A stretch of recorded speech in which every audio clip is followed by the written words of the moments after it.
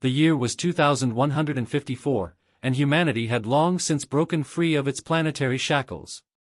What started as a desperate bid for survival, born from dwindling resources and overpopulation, had evolved into something far greater.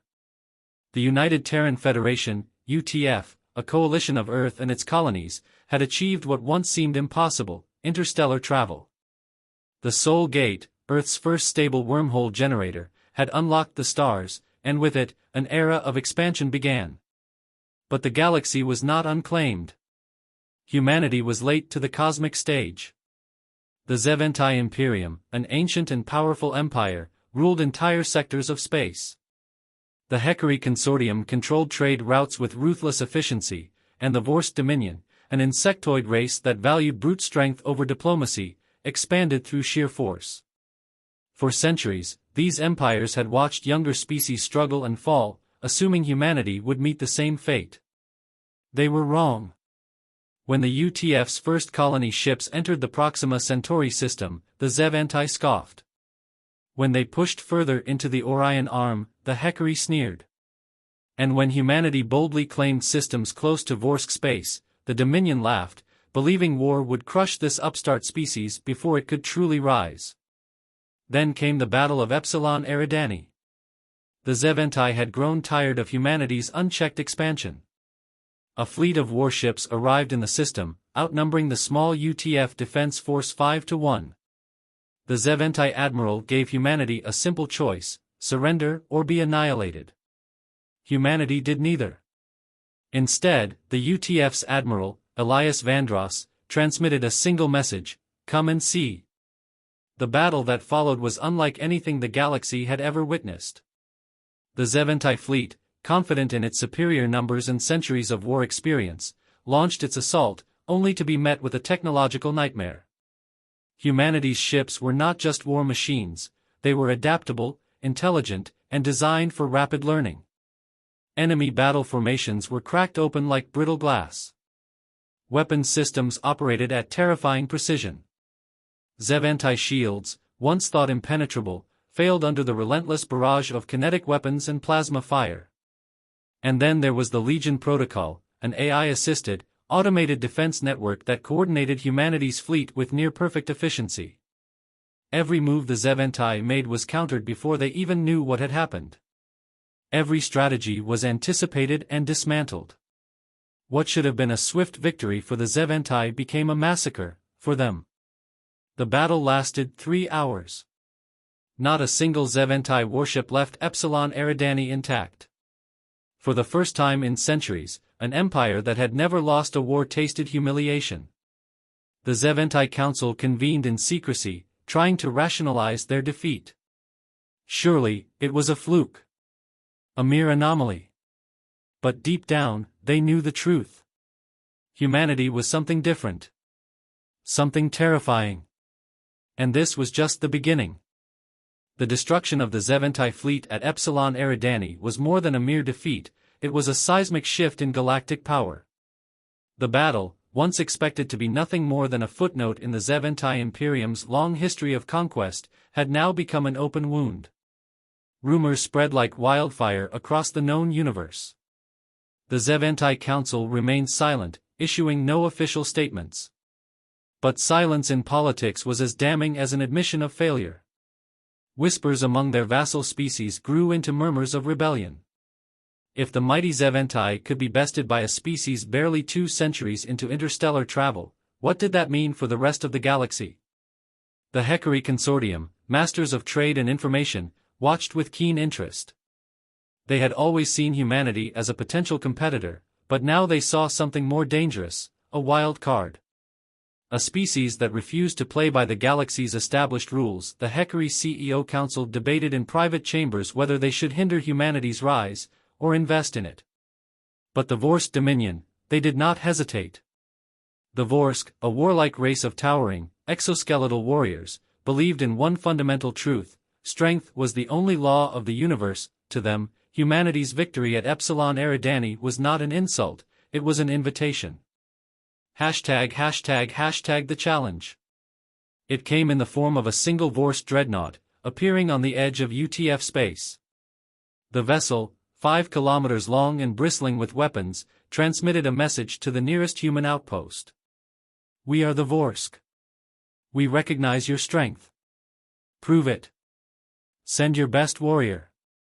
The UTF High Command debated their response. Humanity had never encountered the Vorsk in direct combat before, but intelligence reports painted a grim picture.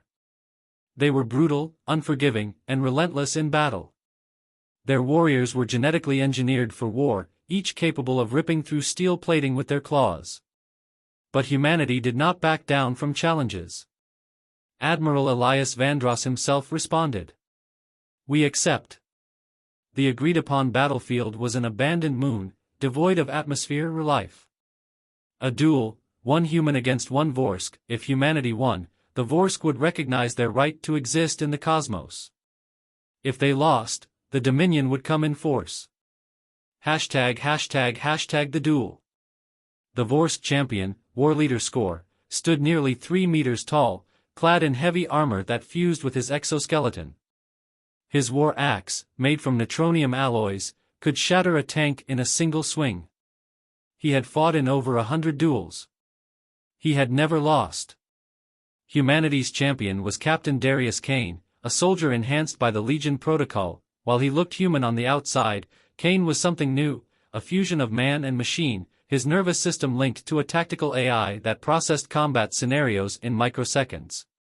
His armor was lightweight but resilient, lined with kinetic dampeners and energy-dispersing mesh. His weapons? Adaptive pulse blades, designed to shift their frequency based on the opponent's defenses. The fight was brutal.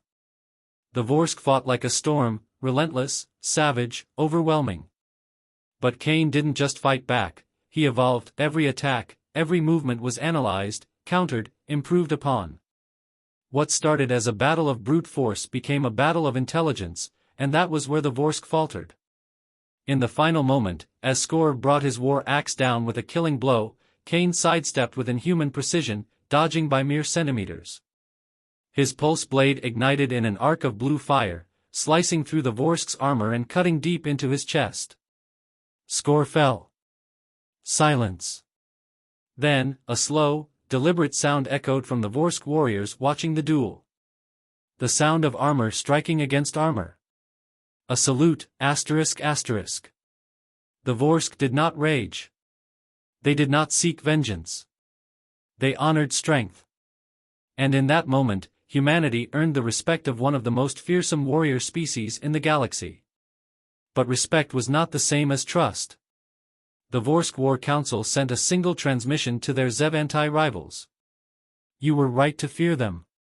Humanity had won 2 victories. The galaxy was now watching. And the war had only just begun.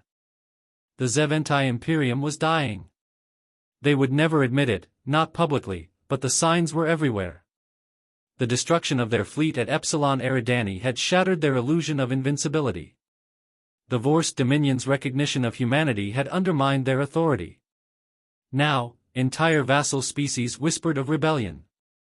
The Zevantai had ruled for thousands of years, and in a matter of months, humanity had destabilized the galaxy's oldest empire. This could not be allowed to continue. In a hidden chamber within the Imperial core worlds, the Grand Conclave convened. The highest-ranking members of the Imperium, warlords, governors, and high priests, gathered in secrecy. A decision was made. If humanity could not be crushed through force, they would be strangled in the dark. The Zevantai turned to the Hekari Consortium, the galaxy's masters of deception, trade, and shadow wars. While the Zevantai were warriors, the Hekari were predators of a different kind, silent, patient, and utterly ruthless. A deal was struck. The Hekari would not engage humanity directly. Instead, they would weave a web of sabotage, misinformation, and internal collapse.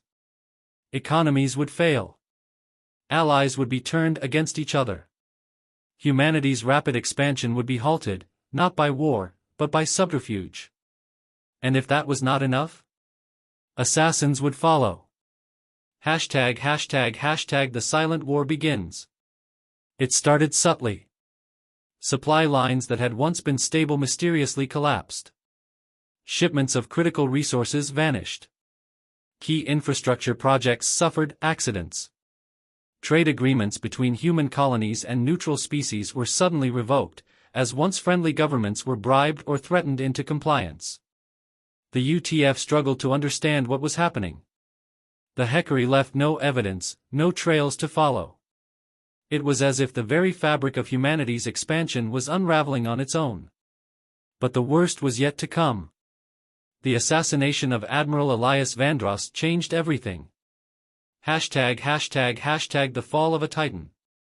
The attack came on Luna Prime, humanity's central military hub. Vandross, the hero of Epsilon Eridani, was set to address the Terran High Command when his personal guard suddenly collapsed, victims of a neural toxin so advanced that even UTF bioscanners had failed to detect it. Then the shadows moved. A team of Hekari black operatives emerged, clad in refractive armor that made them near invisible to the naked eye. Their target? The man who had humbled the Zevantai, who had led humanity's first great victory in the stars. But Vandross was no fool. Even as his bodyguards fell, he fought back. The room became a war zone, gunfire, plasma bursts, the clash of blades in the dim light.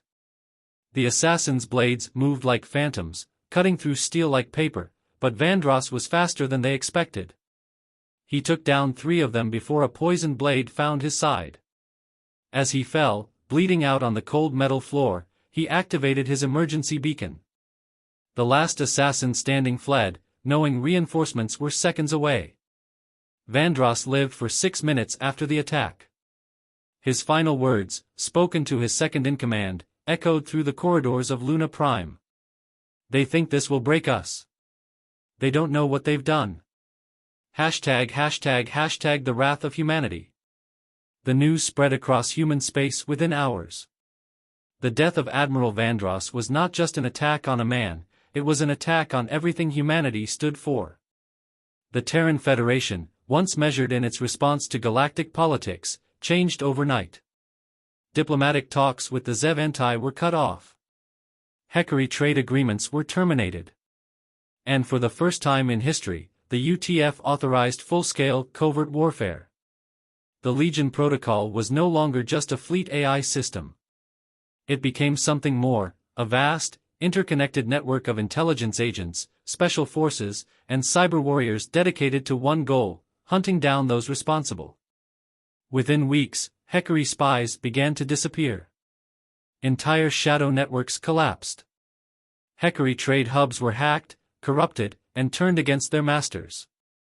Zevantai supply depots exploded in the dead of night. And then, in the deepest levels of the Hekari homeworld, a single message appeared on their planetary network. "We saw what you did. Now it's our turn." The war had changed. It was no longer about territory. It was about vengeance. The galaxy had underestimated humanity. The Zevantai Imperium had believed brute force would bring the upstart species to heel. The Vorst Dominion had learned the hard way that humanity could match them in single combat. And the Hekari Consortium, masters of deception, had thought themselves untouchable in the shadows. They were all wrong. The assassination of Admiral Elias Vandross had not broken the United Terran Federation. It had hardened it. For every war fleet humanity had built, for every battle doctrine they had perfected, there had always been one final, untested frontier, the realm of shadow warfare. The Hekari had believed they were the only ones who played this game. Now, they would learn otherwise. ###The Hunters in the Dark. The newly activated Legion Protocol was unlike anything the galaxy had ever seen. Rather than fight in the open, humanity turned to its deepest, most classified assets. The Legion Corps, an elite branch of cyber warriors, infiltration units, and intelligence operatives, was unleashed. They had one objective: eradicate the enemy from the inside out. The first wave of retaliation came as anomalies, minor, untraceable disruptions. Hekari databanks were wiped overnight. Encrypted transmissions were intercepted, altered, and resent to mislead their own forces. Entire assassination cells vanished without a trace. The consortium's credit networks collapsed, causing economic chaos across dozens of allied worlds. Heckery corporations that had spent centuries manipulating galactic markets now found their own assets frozen, their debts tripled overnight, their board members exposed for corruption. And then the real strikes began. ### Operation Ghostfall.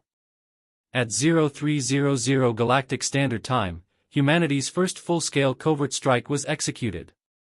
A squadron of Legion Ghost operatives, enhanced with next-generation stealth technology, infiltrated Heckery Prime, the beating heart of the consortium's power. Their mission? To remove the High Council. Permanently, ***. They moved like phantoms, ***, cloaked in adaptive camouflage ***, bypassing security systems with technology the Heckery had never seen before. Within 10 minutes, the first target was down. A counselor, found dead in his chambers, his personal security unaware that their leader had been gone for hours. Within 30 minutes, 2 more followed. By the first hour, half the Heckery ruling body had been eliminated, and no alarms had been raised.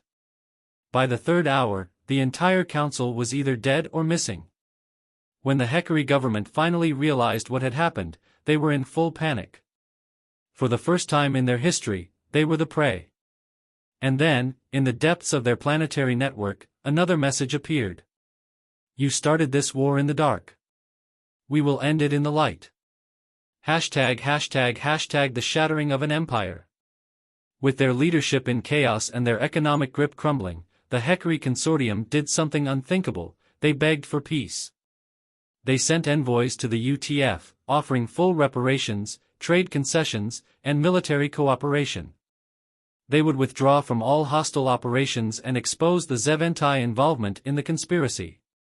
But humanity had learned its lesson. There would be no negotiations, no forgiveness. Instead, the UTF broadcast a declaration across the stars. The United Terran Federation does not kneel. Those who strike from the shadows will find the darkness is no longer theirs to command. The Heckery were finished. Their empire fractured overnight, their vassal states rebelling now that they had no leadership to enforce control. Humanity had not just won the Shadow War, they had rewritten its rules. But the Zeventai Imperium, watching the fall of their former allies, did not despair. They prepared. The time for deception was over. The Zeventai would wage war the only way they knew how, through fire and blood. The Zeventai Imperium had ruled the stars for millennia, their fleets unmatched, their dominance unquestioned. But now, they faced an enemy unlike any before. They had tried to crush humanity in battle. They failed. They had tried to dismantle them through sabotage. They failed. They had tried to strangle them through economic collapse. And yet, humanity thrived. Enough. The Zeventai High War Council convened in the depths of their capital world, issuing a single, final decree. No more games. No more shadows. We will burn them from the stars. Across the Imperium, fleets mobilized. War factories worked day and night, producing ships, weapons, and soldiers in numbers unseen for centuries. For the first time since their ancient conquests, the Zeventai prepared for a total war of extermination. And their first target? Earth. ### The Great Invasion. The largest fleet ever assembled in galactic history emerged from hyperspace at the edges of human-controlled space. Thousands of Zeventai warships, each bristling with weapons, each crewed by the finest warriors the Imperium had ever bred. They advanced without hesitation, tearing through outer colonies with merciless precision. Planets fell. Cities burned. Millions perished. For the first time since their rise, humanity was on the defensive. The UTF scrambled to respond. The Terran Armada, still vastly outnumbered, launched desperate counterattacks. The warfront became a maelstrom of destruction, entire star systems turned into battlegrounds of fire and steel. ### The Fall of Mars. The battle for Mars, humanity's second home, was a defining moment. The Zeventai First Fleet, led by Supreme Warlord Korak Vel, descended upon the red planet with the force of a supernova. The Martian defense grid, one of the most advanced in human space, held firm for 3 full days, cutting down wave after wave of Zev anti-assault ships. But the Zev anti were relentless. On the 4th day, they broke through. Hundreds of thousands of Zev anti-troops landed, engaging in brutal street-by-street combat with human defenders. Mechs clashed with war beasts, railguns against plasma blades, as Mars became a graveyard of heroes. For every Zev anti-warlord that fell, 10 more took their place. Humanity was losing ground. And then, on the 7th day, the UTF made a decision that changed everything. #the unleashing of Ragnarok. Deep within UTF High Command, a classified project had been under development for years. A weapon never before tested in real combat, a last resort contingency designed to ensure humanity would never be conquered. It was called Project Ragnarok. And on the final day of the battle for Mars, it was activated. A single prototype dreadnought, the UTF's Nemesis, emerged from a concealed warp gate. The vessel, larger than any human ship before it, was built for one purpose: to rewrite the rules of war. It did not fire lasers. It did not launch missiles, ****. Instead, the Nemesis activated the Omega Array, a graviton singularity cannon, an experimental weapon that tore apart the very fabric of reality itself. With a single shot, the Zev anti-First Fleet ceased to exist. A hole was ripped into spacetime, a violent distortion that swallowed dozens of warships, crushing them into oblivion. The Zev anti-ground forces on Mars, cut off from reinforcements, were left in chaos. UTF forces counterattacked with ruthless efficiency, slaughtering the invaders to the last soldier. The battle for Mars was over. Humanity had endured. #the end of the beginning. The destruction of the Zev anti-First Fleet staggered the Imperium. The war, once thought to be a swift conquest, was now a costly, grinding conflict. Humanity had proven they would not break. But the Zev anti were far from finished. Across their empire, they issued a single command: burn every human world to the ground. The war had escalated to its final, most destructive phase. And only one side would walk away alive. The Zev anti were reeling, but they were not beaten. The destruction of their first fleet and the devastating loss at Mars had sent shockwaves through the heart of the Imperium, but they had not surrendered. Instead, they went to war with an unparalleled fury. Their armies swelled, their fleets grew larger, and their resolve hardened. The war had turned into a battle for survival, and the Zev anti would rather burn the galaxy than be overthrown. The Terran Federation had claimed its first victory, but it came at an unimaginable cost. Millions had died, and the momentum of humanity's rise had been checked. The Zev anti-empire may have been weakened, but it was far from broken. #the last defenders of Earth. After Mars, Earth became humanity's last bastion, the symbol of their resistance. Every remaining fleet, every defense system, every soldier was rallied to protect the homeworld.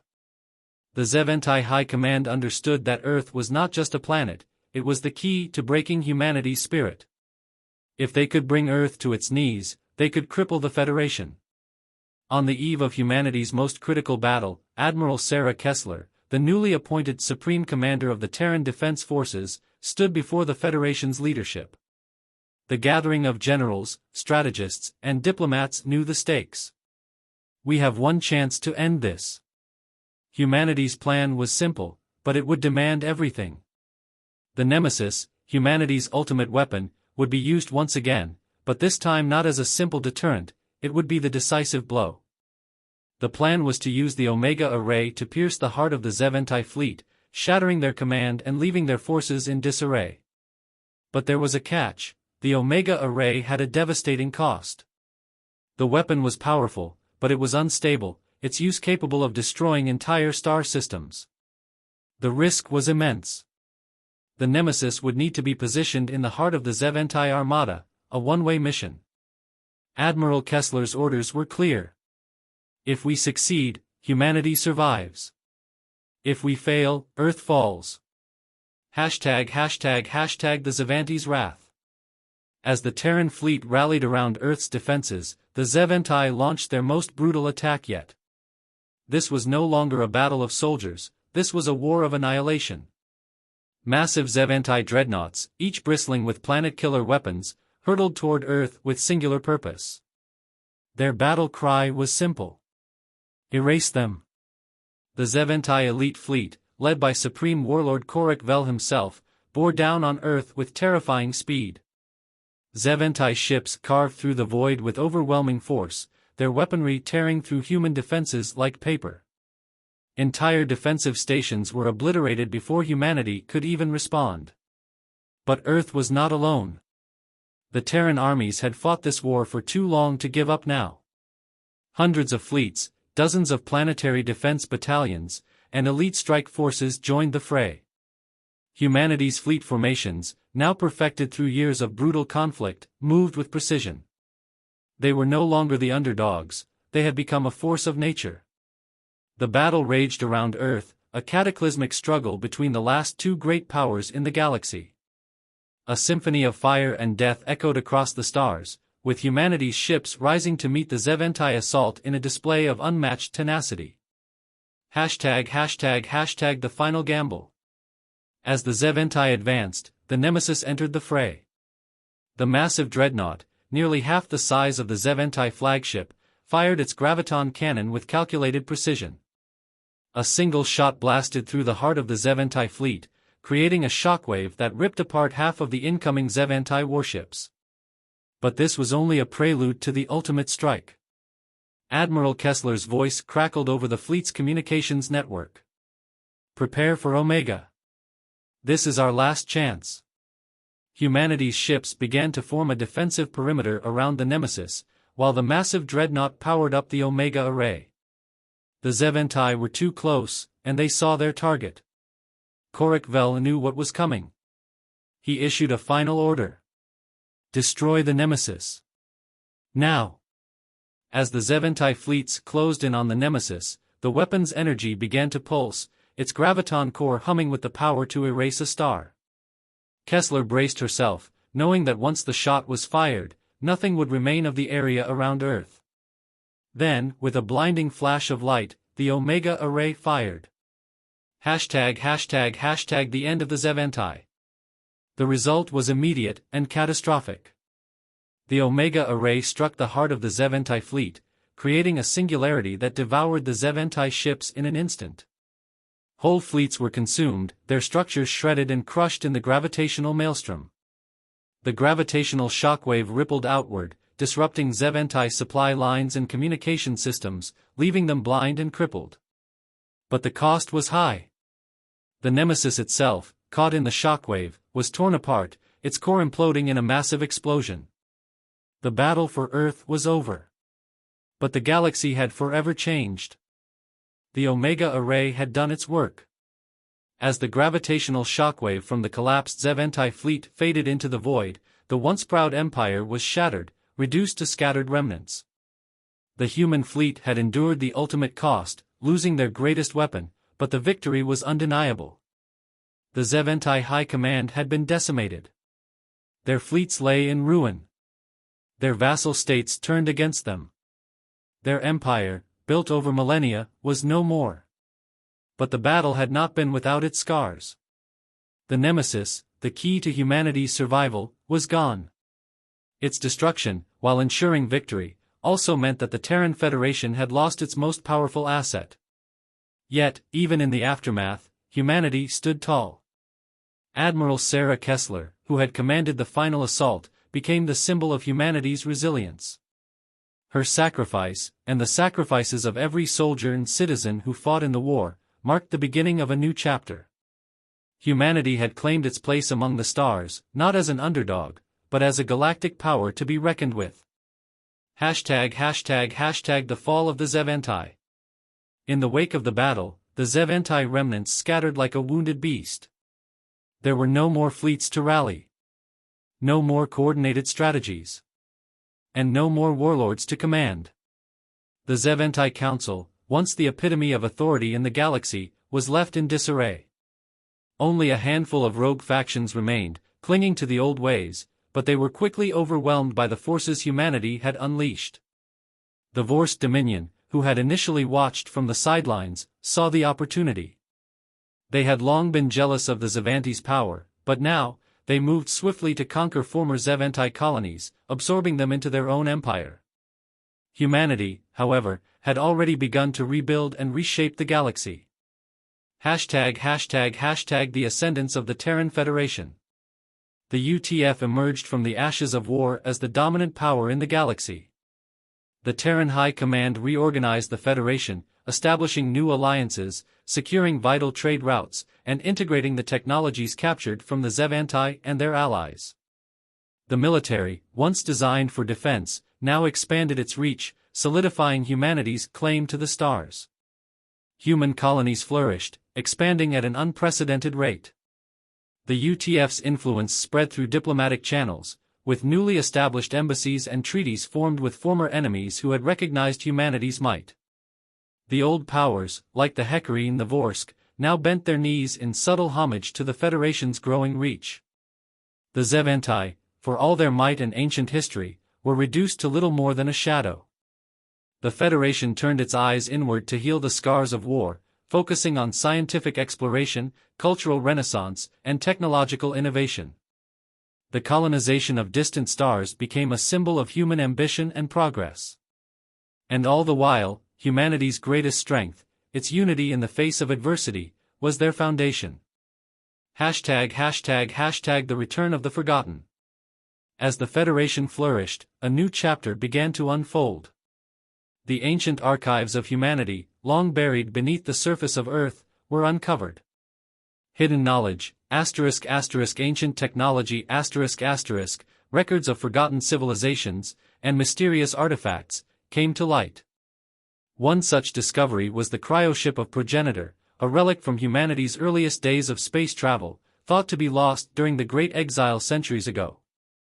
Its discovery sent shockwaves through the scientific community. Inside, living archives of human history, untouched by time, held the key to unraveling the lost secrets of the universe. These secrets hinted at long-forgotten encounters with ancient galactic empires, civilizations that had risen and fallen long before the Xavanti ever set foot on the stars.